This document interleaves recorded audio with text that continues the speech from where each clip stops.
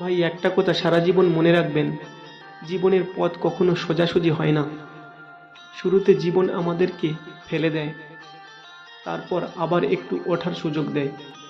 ঠিক যখন আমরা মনে করি দাঁড়াতে পেরেছি, তখনই আবার এমনভাবে মুখ থুবড়ে ফেলে দেয় যাতে আমরা অনেক দুর্বল হয়ে যাই, এমনকি পা মেলে দাঁড়ানোর শক্তি থাকে না। এই সময়েই আমাদের ইমান কেঁপে ওঠে, মনে হয় আল্লাহর উপর থেকেও বিশ্বাস উঠে যাচ্ছে। কিছু করার থাকে না, মনে হয় আমরা হেরে গেছি।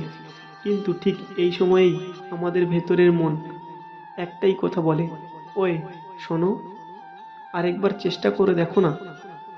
হয়তো এইবার আল্লাহ তাআলার বরকত তওবা তোমার মধ্যে ঢেলে রেখেছে। ভাই, আল্লাহ কখনো কাউকে চিরকাল ফেলতে দেন না, তিনি পরীক্ষা নেন। কিন্তু সেই পরীক্ষার পরেই হয় সাফল্যের সূচনা। তাই হাল ছেড়ে দিও না। তুমি হয়তো এখন ভাঙা মনে আছো, কিন্তু তোমার ধৈর্য আর চেষ্টা হয়তো আবার আল্লাহর কাছে সবচেয়ে বেশি প্রিয় আমল।